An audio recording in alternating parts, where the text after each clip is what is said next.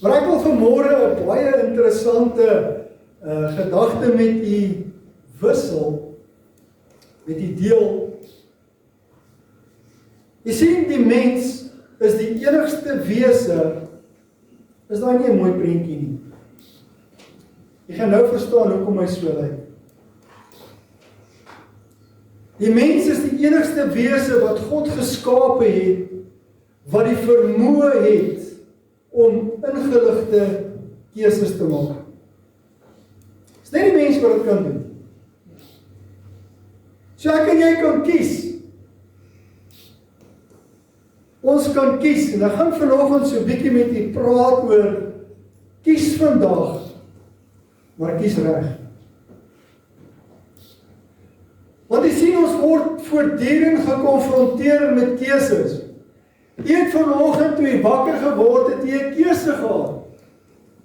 Gaan jy nog 'n rukkie in lê en kerk toe verlang, of gaan jy in die kerk sit en daar bed toe verlang? Jy het besluit en jy daar voor die kleerkas gaan staan, toe jy nou uiteindelik uit die bed uit opstaan, toe jy gaan staan, toe jy besluit, nou wonder, wat gaan ek vandag aantrek? Ja, ek sien daar's 'n paar ouens wat so maak. En jy moet 'n keuse uitoefen. Jy kan nie besluiteloos wees nie. Nou ek het, toe ek baie jonk was, die voorreg gehad om een keer in my lewe te kon sien, was 'n pastoor gewees. Miskien weet jy van hom, Samuel Doctorian. Hy is al lankal by die Here. Maar hy was 'n AGS pastoor, né? Maar hy het priesterklere aangetrek. Hy het daai wit dingetjie aangehad en hy het aangetrek net soos wat 'n priester aantrek. En die mense het gewonder hoekom hy dit doen, te sê dis baie maklik. Hy sê ek het jare gelede het ek dit al besluit, dit is my 'n maklike besluit in die môre. As ek voor my klerekas staan, dan weet ek wat gaan ek aantrek. Ek hoef nie te wonder nie. Hy het al sy kerkpakke goed en hy verruil vir daai goed en dit, nou ja, dit is van deuring opgemaak ook. Maar hy het nie nodig gehad om te wonder, gaan ek daai wit hemp of die bloue aantrek? Wat se das gaan ek aansit? Ja, hy het net besluit, geweet wat gaan hy aantrek. Maar ek en jy moet weet, elke besluit wat ons neem, het gevolge. Jy moet mooi hoor vanmôre. Elke besluit wat ek neem, het gevolge. En ek en jy moet saamleef met die gevolge van daardie besluit. Ja goed, ons het ons kinders grootgemaak, want ek het van kleins af met hulle gepraat, en ons het altyd hulle besluite gerespekteer. Ek moet ruiterlik erken, ek het nie saamgeken met een van hulle twee se vakkeuses nie. Ek het glad nie daarmee saamgestem nie, maar ek het dit gerespekteer. En ek het vir hulle albei gesê, julle moet net een ding onthou, toe hulle by daai punt kom, jy kies en jy gaan saamleef met die gevolge van jou besluit. Ja. My raad aan jou is, moenie hierdie vak los nie, jy het te gaan hom nodig kry. Ja, hulle het met tyd uitgevind, papa is nie altyd verkeerd nie. Dis mos nou nie so nie, Stefan. Hoe ouer ons word, nie, hoe meer kom ons agter ons ouers was nie altyd verkeerd nie. Sê, heel mense moet luister. Maar kom ons kyk wat gebeur. Moses kom by 'n plek in sy lewe waar hy vir die volk van Israel hierdie voorhou. Hy sê vir hulle in Deuteronomium 30 vers 19, ek neem vandag die hemel en die aarde as getuies teen julle. Die lewe en die dood, die seën en die vloek, het ek julle voorgehou. Het ek jou voorgehou. Kies dan die lewe. Dit beteken, hulle moes 'n keuse uitoefen. Wat sou hulle kies? Kies dan die lewe dat jy kan lewe, en kyk nou net wat is die gevolg, die impak van besluite van ouers op hulle kinders. Jy en jou nageslag. My boodskap aanvanklik het heeltemal anders te gelyk, glo vir my.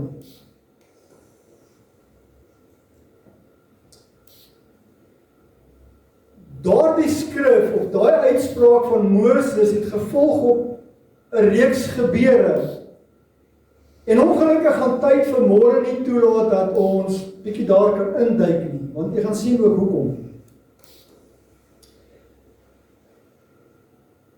Daar is mense vanmôre wat hulle lewe daarop uitgiet om suksesvol in die sakewêreld te wees. Dit absorbeer hulle hele bestaan. Daar is mense vanmôre wat daarop uit is om 'n reuse sukses van hulle sportloopbane te maak. Hulle wil professionele sportleier raak. Gister, as jy nou weet waar ek bly, ek staan op my stoep, dan kyk ek op die rugbyveld van een van die skole. En gister toe speel hulle nou rugby, nie? So hulle begin al hierso voor 7, dan begin hulle mekaar opsweep en opwarm en so aan en so voort. En ek het so 'n bietjie gaan dink oor dit. Ek het dit geaanpas, die een stelling, die ander het ek maar net ingesit. Wat is my kanse?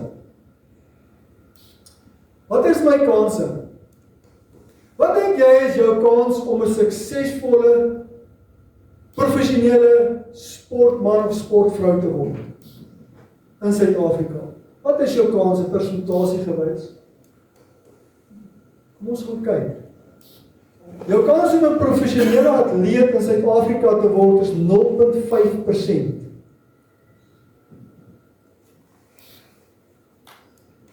Nou is die statistiek tel so 'n bietjie teen 'n paar van ons, nee. Dit beteken eenheid so 2300 atlete wat aantree sal uiteindelik 'n professionele sportman of sportvrou word. Kom ons plaas bietjie dit in konteks. Ek het gaan kyk hoe groot is van die skole in die omgewing. Kom ons argument, kom ons vat dit as 'n voorbeeld, net by wyse van 'n voorbeeld, want ek weet dit is nie so nie. Kom ons vat Hoërskool Bergvlon. Ons het al daai studente, né? En hulle is almal atlete. Ek dink die skool sal baie bly wees, maar almal is atlete. En hulle tree aan en ons vat al die studente, skoliere van Louveld High School en hulle almal tree aan. Dan is hulle net so oor die 2300, né? En hulle almal is studente. Hulle is almal atlete. Hulle gaan nou almal, hulle beywer hulle om professionele atlete te word. Net een van hulle, statisties gesproke, sal 'n professionele atleet word. As jy sokker speel, dan is jou kans 0,05%. Dit is bietjie moeilik. Nou die ander sportkodes is bietjie anders. Om vir 'n idee te gee, in die 130 jaar van die bestaan van rugby, julle moet nou hierdie neerskryf, want julle is my nie sommer praat oor sport van 'n kans af nie. Ek is heeltemal dit. Maar in die bestaan van rugby, in die 130 jaar wat dit bestaan, was daar nog net 915 Springbokke. So, wat is my kans? Om 'n miljonair in Suid-Afrika te word is daarom so ietsie beter. So 6,7%. So dis my kanse.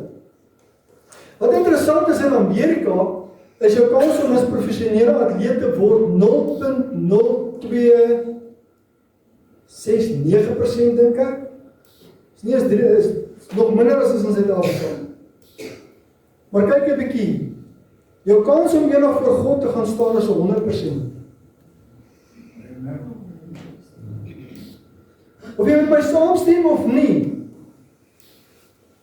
is irrelevant. Want die feit van die saak is, ons sal almal eendag voor God gaan staan. En die keuses wat ons hierdie kant van die graf uitvoer, bepaal wat aan daardie kant van die graf gaan gebeur. In die eerste plek gaan dit bepaal waar ek die ewigheid gaan spandeer. Ek kan nie 'n draadsitter wees nie. Net soos wat daar volgens die skrif maar net 2 geslagte is, as jy my nie glo nie, gaan lees Genesis 1. Daar is nie 3 of 6 of hoeveel ook al mense deesdae wil uitdink nie, volgens die skrif. En as die Bybel iets sê oor 'n saak, dan maak my opinie omtrent dit nie saak nie. So, of ons nou gaan arm druk, ja, weet jy nie, ek dink, nee, ons gaan voor God staan. En die besluite wat ek hier neem, bepaal in die eerste plek, of God my gaan toelaat in sy hemel. In die tweede plek gaan dit bepaal, die keuses wat ek hier uitoefen, gaan bepaal of ek beloning gaan ontvang of nie. As jy my nie glo nie, 1 Korintiërs 3 skryf Paulus.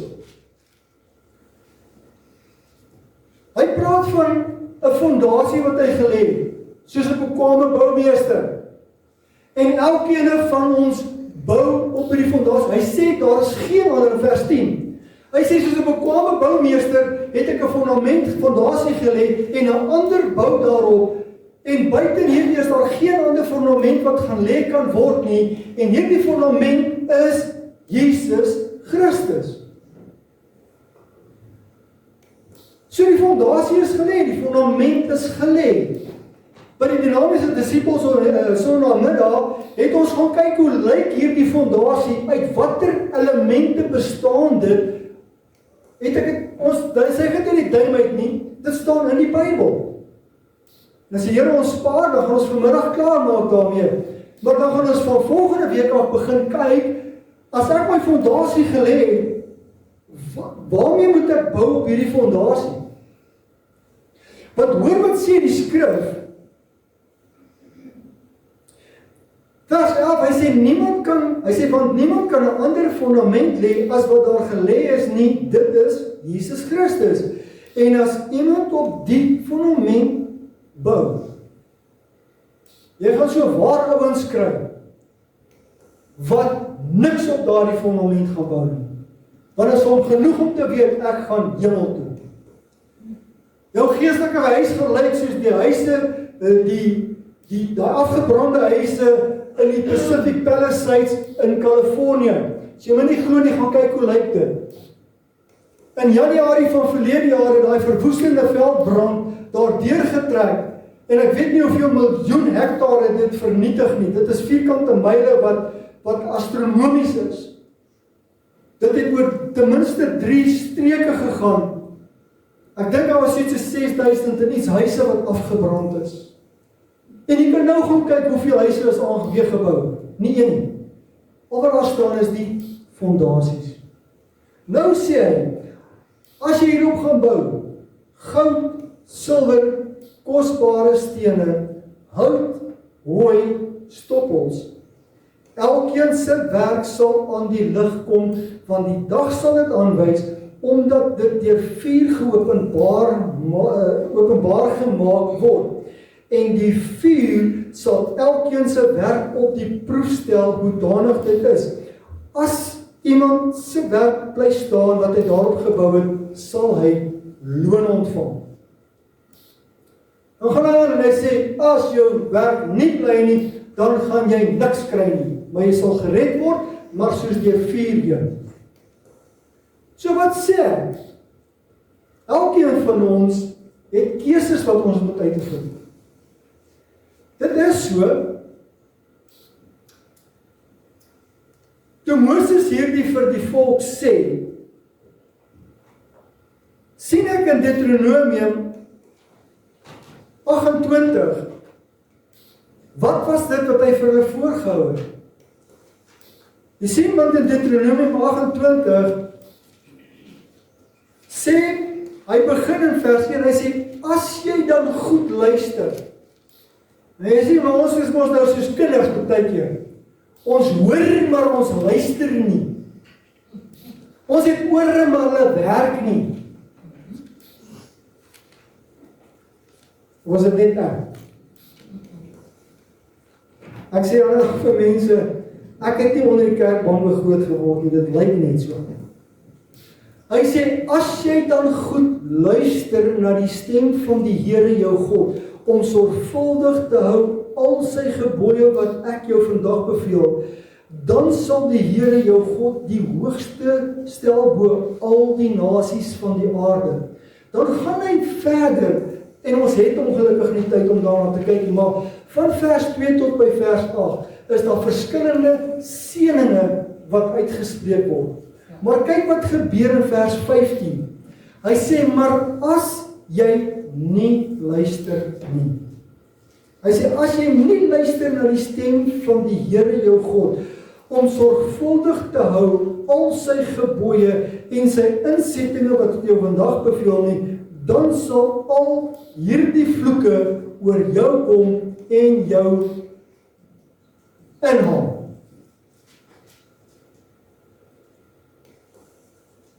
En dan gaan hy van vers 16 tot by vers 45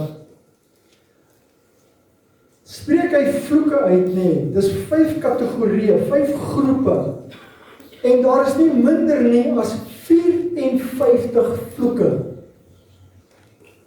as jy nie luister nie. Dit strek van siekte,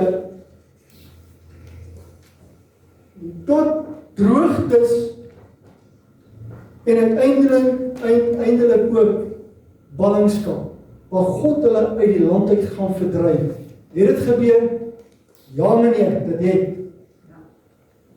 Die Assiriese ballingskap van die 10 noordelike stamme, wat bekend gestaan het as Israel, het plaasgevind. En nie lang daarna nie, meer as 124 jaar daarna, raai wat? Toe is dit die suidelike stamme se beurt, toe gaan hulle na die Babyloniese ballingskap, vir 70 jaar. Hulle het nie geluister nie. Maar weet jy wat vir my kosbaar is dat die skrif sê,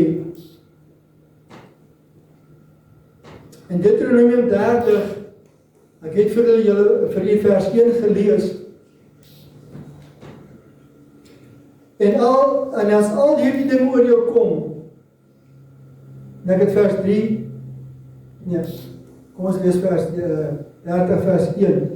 Hy sê, en as al hierdie dinge oor jou kom, met ander woorde, as julle gedoen het wat ek vir julle gesê, om nie te doen nie, hy sê, as al hierdie dinge oor jou kom, die seën en die vloek wat ek jou voorgehou het, en jy dit ter harte neem onder al die nasies waarin die Here jou God jou verdryf het. So hy praat asof dit reeds in die verlede is. Hy sê, en jy jou tot die Here jou God bekeer, en as sy stem luister, net soos ek jou vandag beveel, jy en jou kinders, met jou hele hart, en met jou hele siel. Jy sien, die Here weet hoe lyk ons harte, want hy kyk in ons harte. Hy weet hoe opreg ons met hom is. Hulle sê ons in Engels, you can fool some people sometime, but not all the people all the time. In Afrikaans sal hulle nou sê, ek gaan nie dit sê nie, jy kan my wol oor die oor trek.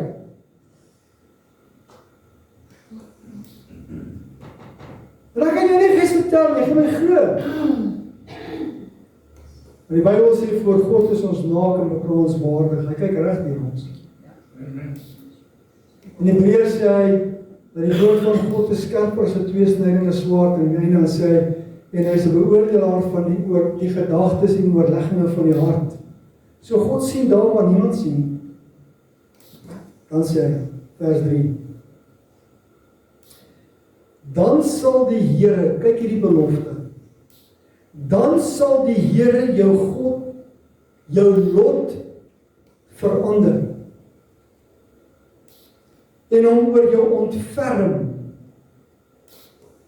En dan praat hy van die verstrooiing, dan sê hy, uit al die volke waartoe jy verdryf is, sal hy jou weer terugbring. Maar jy sien, getrou in die mens, werk dit mos nou nie so nie. Kyk wat sê Johannes 14 vers 6. Jesus kom, en hy praat met Thomas, wat later sou gesê het, ek wil eers my vingers in daai gaatjies druk, voordat ek gaan glo. Hy sê, ek is die weg, en die waarheid, en die lewe. Niemand kom na die Vader, behalwe deur my nie. Ek kan nie lank besig hou oor die feit dat Jesus die weg tot saligheid is. Dat hy waarlik lewe is. Hy is die bron van lewe. Dis hoekom in Johannes 15 sê, ek is die ware wynstok, en julle is die lote. Ons is in hom ingeënt. In vers 5 sê hy, want sonder my kan julle niks doen nie. Gaan dink 'n bietjie daaraan. Ons kan nie eens een keer asemhaal sonder die genade van die Here Jesus Christus nie. Ons is nie eens in beheer van ons volgende hartklop nie. God is. In 1 Johannes 5 vers 12 lees ons, hy wat die Seun het die lewe. Wie die Seun van God nie het nie die lewe nie. So you are the living dead.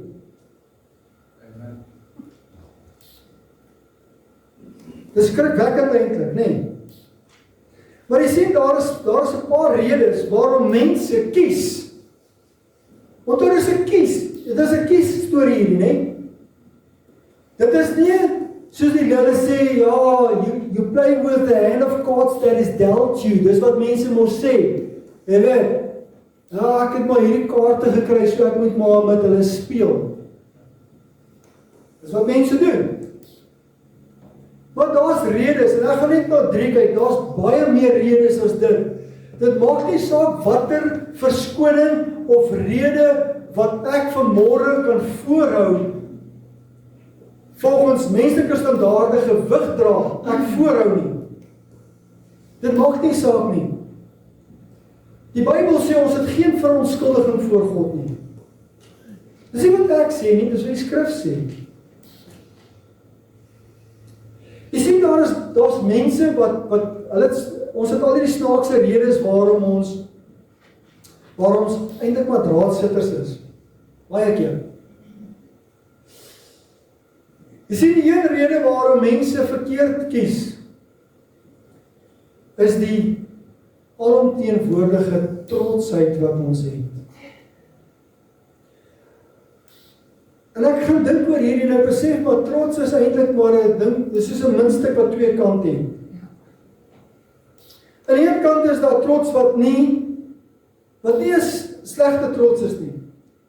Dit is die, as ek dit so kan stel, aan die een kant het ons daai trots wat ons identiteit gee. Iets soos nasietrots.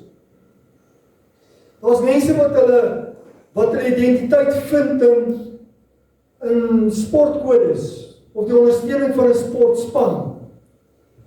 Ek weet van 'n geval jare gelede waar twee groot rugbyspanne teen mekaar gespeel het en hierdie twee bure het elke oggend 'n vlaghuisparade gehad op 'n Saterdagoggend. Die een het hierdie span ondersteun en die een het die ander span ondersteun. En die een het dit was 'n storie gewees. En die dag toe is die Karibebeker finaal. En die twee bure se spanne speel teen mekaar. Nou moet jy weet, nou is dit dis amper op steroids is, nee. Nou is hulle groot. En die paraphernalia hang buitekant. Ek gaan nou nie dit maak nie saak. Ek gaan nou nie die spel wegneem, want dit gaan nie oor die spanne nie, dit gaan oor die beginsel. En die een span verloor. Sy span het gewoonlik gewen. Sy span was die span wat die meeste bekers in hulle kas gehad het in die verlede, maar die dag toe verloor hulle. Weet jy wat het hy gedoen? Hy het 'n briefie geskryf. Toe sê hy, as hierdie span van my nie eens kan wen, is daar niks om voor te lewe nie. En hy neem sy eie lewe. Dit het regtig gebeur.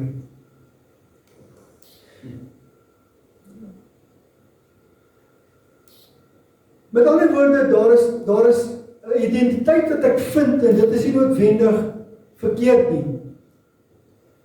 As jy met Israelies praat, is hulle baie trots om te sê, ek is 'n Israelie. As jy met Amerikaner praat, is hulle baie trots om te sê, I'm American. I'm American first, then I am, en dan sal ek vir jou sê van wat 'n politieke partye is. Maar sy identiteit is opgesluit in sy nasie trots, en dit is nie noodwendig sleg nie. Maar daar is 'n ander ene, die ander kant van die muntstuk, trots nee, is daar koppigheid. Daai ene van, ek is wie ek is, en niemand sal vir my kom sê wat ek moet doen nie. Ek sal nie toegee nie. Ek is so gemaak en so gelaat staan. Ek is in dieselfde stuk lap gesny as my pa. Hy was so en ons is so. En dan sê hy, nee, ons, en kom ons gebruik nou my van, hè? Ons van 'n berg is nou maar net so. Het julle dit al gehoor? En as hierdie ou nou moet toegee, dan is dit vir hom vernederend. Want wat gaan die mense sê? Ek is nou 'n softie. Ons is meer bekommerd oor wat mense gaan sê, as wat ons bekommerd is oor wat God gaan sê. Jy sien in Spreuke 16:15 sê die Bybel, elke hoogmoedige hart is vir die Here 'n gruwel. Die eerste gedeelte, ander vertaling sê, as hy praat van hoogmoedige hart, dan praat hy van arrogante mense of verwaande mense, is verskillende vertalings. Jy sien, hoogmoed en trots was die rede waarom Satan uit die hemel uitgegooi is. Jy kan dit gelees in Esegiel 28 vers 17. Maar Paulus skryf aan Timoteus, hy sê vir hom, daar's 'n opdrag wat hy vir Timoteus gee, en hy sê vir hom, jy moet vir hierdie ouens sê, en dan praat hy dit, hy sê, beveel die rykes in die teenwoordige wêreld, om nie hoogmoedig te wees nie. Want soos dit daardie tyd was, soos dit vandag. Mense wat met al die nuwe voertuie ry wat dierder as 'n huis is, nee? Sien maklik neer op mense wat nie kan het,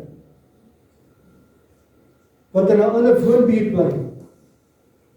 Nou sê Paulus aan Timoteus, hey, julle moenie hoogmoedig wees nie. En dan sê hy vir my, hulle moet ook hulle vertroue stel in rykdom en besittings nie. Kan dit gaan lees. Die tweede een, en ek haas my, ek gaan net 3 kort voorbeelde gee. Fatalisme, het jy al gehoor van fatalisme? Iemand wat 'n fatalistiese lewensuitkyk het. Dis alles wat Gods water oor Gods akker laat loop. Mense wat sê dat man God het lankal besluit wie hy gaan red en wie hy nie gaan red nie, en as hy my in die hemel wil hê, dan gaan hy sorg dat ek in die hemel kom, so nou is dit sy verantwoordelikheid om toe te sien dat ek in die hemel kom. Daar's ouens wat dit glo.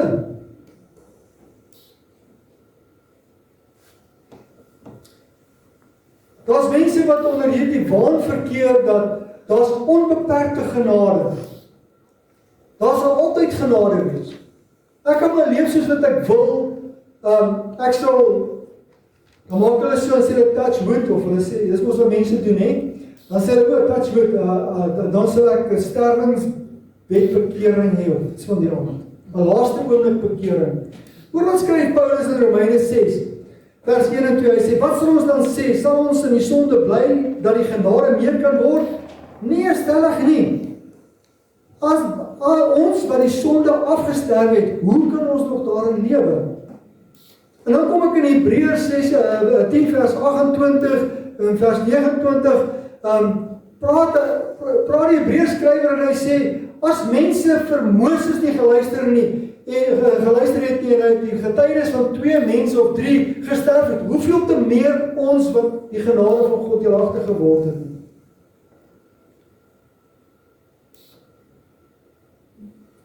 Jy sien, die Bybel sê die reddende genade het in ons almal verskyn. Dit staan in Titus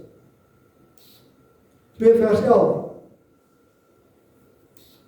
En Paulus kom by 'n plek waar hy vir mense sê, hy sê ek smeek julle. In vertaling sê hy sê ek smeek julle om Christus wil, laat julle met God versoen. In 2 Korintiërs 5 vers 20. Die ou vertaling sê ons bid julle om Christus wil, laat julle met God versoen. Want jy sien, die genade van God is beskikbaar vir elke een wat dit aangryp. In Johannes 1 vers 12 sê hy, aan elkeen wat hom aangeneem het, het hy die mag gegee om kinders van God genoem te word. Weet jy wat maak Paulus? Gaan kyk 'n bietjie Paulus se lewe nie. Jy kan gesien in Handelinge 7, hier in die einde by vers 58, toe was Paulus, toe was sy naam nog Saulus, toe was hy die ouetjie gewees wat Stefanus se klere opgepas het terwyl hy hom gestenig het. Jy gaan lees, hy sê self, hy het in Handelinge 22 sê hy, vers 4 sê hy, hierdie weg het ek vervolg tot die dood toe. Hy het die kerk tot die dood toe vervolg. Hy was die rede waarom mense, vrouens ingesluit, in boeie gevat is tot in Jerusalem, waar hulle geslaan, gemartel en partykeer tot die dood toe veroordeel is. Hy was agter hom. Maar wat sê hy vir homself? Hy skryf in Timoteus, hy sê, dit is 'n betroubare woord en werd om ten volle aangeneem te word, dat Christus Jesus in die wêreld gekom het om sondaars te red. En wat sê hy dan? Van wie ek die vernaamste is. Amen. Dan dink ons baie keer dat God my nie wil hê nie, daar's nie hoop vir my nie. Die laaste een wat ek vinnig na wil verwys, en glo my, die eerste weergawe vanoggend vroeg, het volledige skyfies gehad vir elkeen van daai. Want jy dink ek nee, kom ons maak dit gaan nie werk nie. Sien baie keer, dink ons die Here is besig om ons te straf. Ek verdien dit. Ek wil nie vanmôre reg help. God is nie besig om jy te straf nie. Ja. Die straf kom nog. Maar dit kan nie geraak. Soms pluk ons die vrugte van ons ongehoorsaamheid. Ja.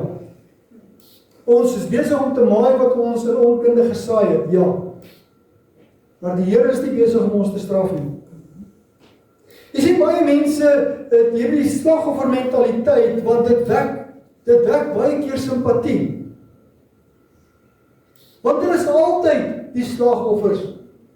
Shame, ons arme mensies, julle weet jy, ons kry so swaar. Dit al gehoor. Dan dink mense hulle verdien dit. Maar dis nie hoe God werk nie. Dis ook nie hoe die koninkryk werk nie. Baie mense loop met hierdie gedagte van die wêreld of die lewe skuld my iets. Ek lê in die hospitaal na my ongeluk.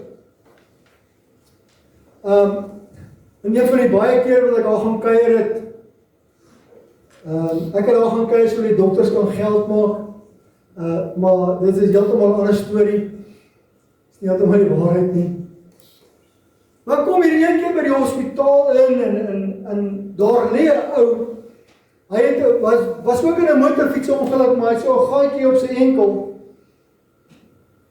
En hierdie ou maak sy slaappille by mekaar, want as hulle vir hom sê, dan gaan sy bene amputeer, dan sy voet amputeer, dan gaan hy al die pille, dan gaan hy selfmoord pleeg.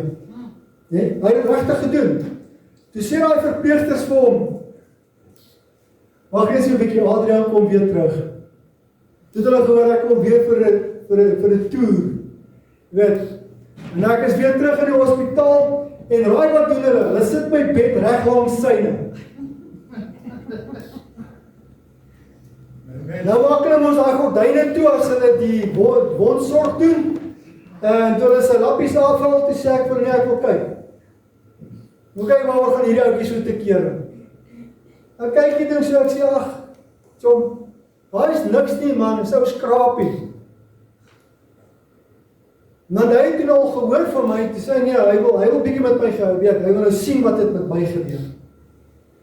En toe hulle, kyk nou net, dankie. En toe hulle nou kom by die plek waar hulle my wond oopmaak, toe sê, nee, hy wil nie dit sien. Jy sien keuses.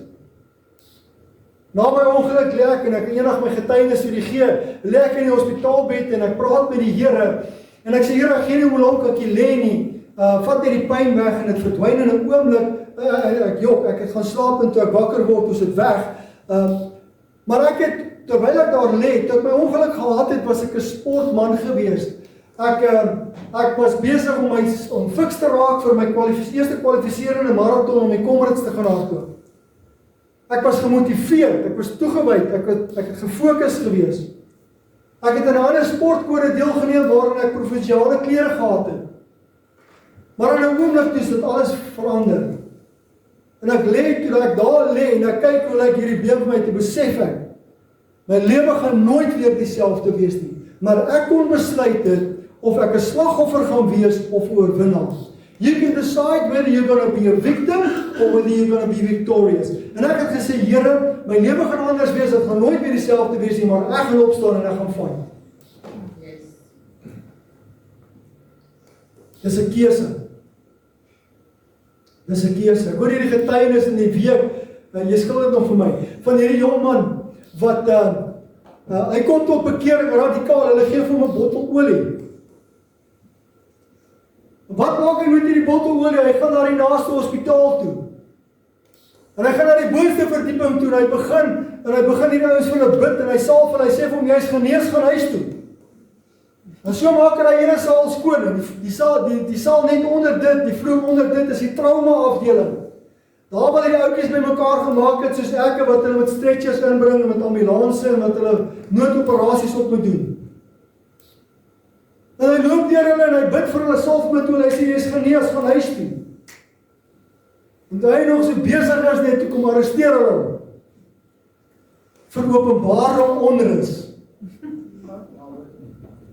Nou staan hy in die hof, en die regter sê vir hom, ja man, ek is regtig jammer.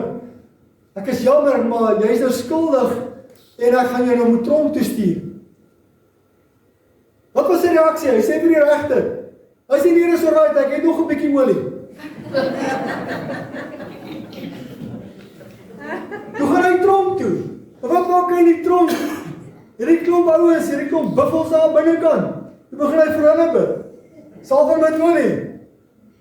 En hulle kom tot bekering. Wat sou ek nie gedoen het?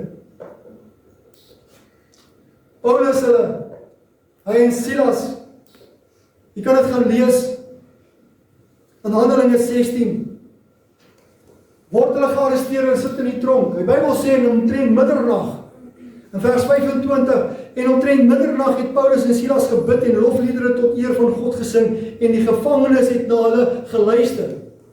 Jy kan gaan lees.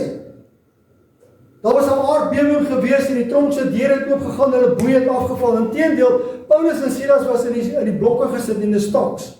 Hulle kon nie beweeg nie. In die binnekant, in die binneste klein kamertjie, dis waar hierdie ons gaan ontsnap. Want toe die wag wakker word, het sien hy die deur staan oop en hy wil sy lewe neem en Paulus sê vir hom, relax, ons is almal hier. Hy sê, wat moet ek doen om gered te word? Waar vat hy vir Paulus hulle na sy huis toe? Hulle is veronderstel om in die tronk te wees. Hy vat hulle na sy huis toe en hy gaan versorg hulle wonde by die huis. En Paulus hulle gee vir die evangelie. En daai tronkbewaarder en sy hele familie kom tot bekering.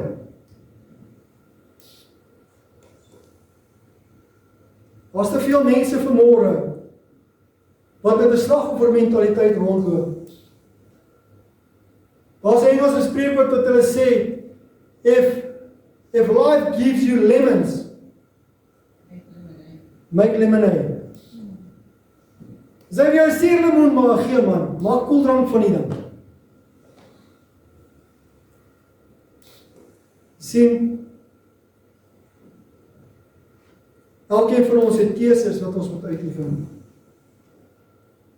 Ek wil die vanmôre bemoedig en aanspoor, kies reg. In Jesaja lees ons hierdie skrif. Maar voor ek daar kom, in Romeine 5 vers 8 lees ons hierdie wonderlike skrif wat sê, maar God het sy liefde tot ons daarin bewys dat Christus vir ons gesterf het toe ons nog sondaars was. God het ons so lief. 2000 jaar gelede het Christus die hoogste prys betaal wat mens kan betaal. Onskuldig is hy ter dood veroordeel deur 'n onwettige hof. Hy betaal die hoogste prys vir jou sonde en my sonde.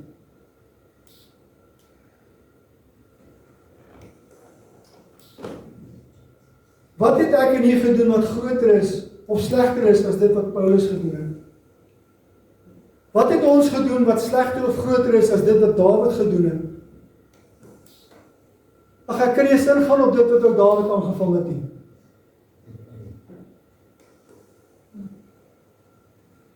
Owerspelige moordenaar. Want toe die konings uittrek, die Bybel sê in die tyd toe die konings uittrek om oorlog te gaan voer, toe bly Dawid by die huis. Wat maak hy by die huis? Al die konings is op die oorlogfront. Wat maak hy by die huis? Ja, hy het so 'n bietjie aangejaag, nee, 'n bietjie baie aangejaag. En uiteindelik kom hulle by die plek en toe Nathan hom voor stok kry, sy heel eerste reaksie was, ek het teen God gesondig. En Dawid se hart onderskei hom van Saul. Hoekom? Want God kyk in ons harte.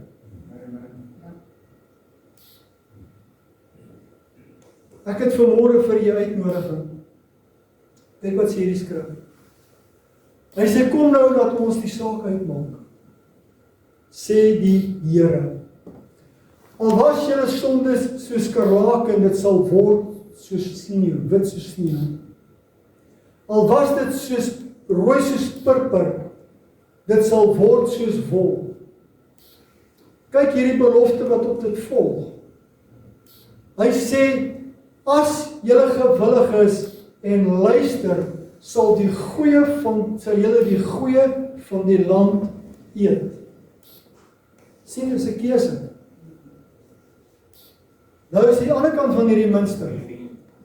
Maar as julle weier en wederstrewig is, sal julle deur die swaard geëet word, want die mond van die Here het dit gespreek. Was nie 'n saai nie, dis die mond van die Here wat dit spreek. Ek en nie het altyd 'n keuse om uit te voer. Kyk wat sê, hierdie skrif het nou al 'n paar keer vir ons kom kuier. In Jakobus 4 vers 8, nader tot God en hy sal tot julle nader. Hy sal tot julle nader. Maar hoe lank het ons nog oor? Hoe lank het ek en jy nog oor op hierdie aarde? Hoe lank het ons nog tyd om ons saak met God te skik?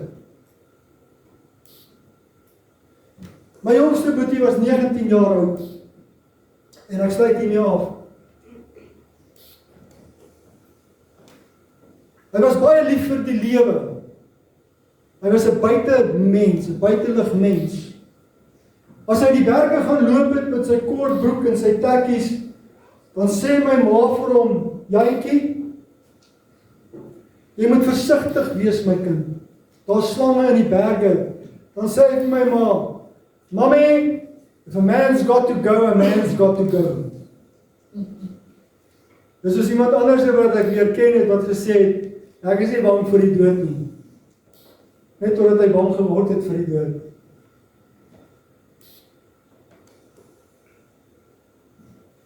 Hy was 19 jaar oud, en hy en 'n vriend van hom gaan na 'n plaas toe, om te gaan aardappels koop. En hy was baie lief vir perdry, en hy sien hierdie perd daar, en hy wil die ou gaan ry. En die plaaseienaar sê vir hom, hy is bietjie kopskie, daar's fout met hom. As jy die dag aan sy kop kan vat, nee, dan kan jy hom opsal en ry, maar as sy kop bietjie, en as sy kop uitgehaak het, dan liewerste nie. En so het hy toe op die perd geklim, en onmiddellik het hy 'n afspraak gehad met Jesus en hy het nie gewen nie. 'n Frats ongeluk vind plaas wat hom sy lewe kos. Hy was 19. Ek het absoluut vrede in my hart oor waar hy is, want 10 dae voordat hy gesterf het hy by 'n kerkdiens soos vanoggend by 'n kruispad gekom, waar hy voor die keuse gestel is. Ek het vandag aan jou voorgehou, die lewe en die dood. Kies dan die lewe. Was hy volmaak toe hy gesterf het? Nee. Hy was alles behalwe volmaak. Hy was maar 'n robbe die ander. Ek en jy kan nooit te jong wees om te sterf nie, ook nie te oud nie. Daar sit van ons geliefdes hier in ons midde, wat in 'n ouderdom by 'n kruispad gekom het, voordat hulle God in die oë kon kyk en sê, Here, as ek vandag sterf, gaan ek dit nie maak nie. Ek wil u vanmôre bemoedig, moenie uitstel nie. Ek en u weet nie of ons verloor die son gaan sien saak nie. Ons weet nie. Kan ons bekostig om uit te stel?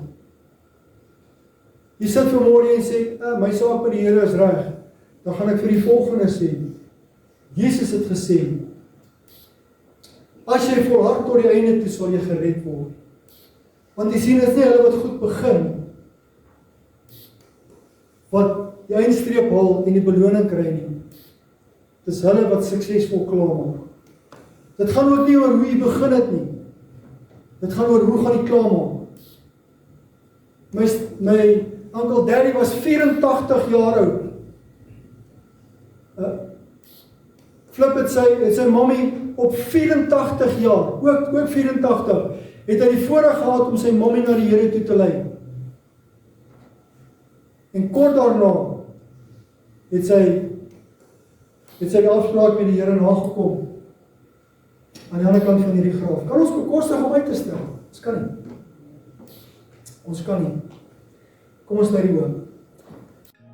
As jy van hierdie video gehou het, druk die like en subscribe knoppie en lui die klokkie om op hoogte gehou te word van 'n volgende video plasing. Die Here seën.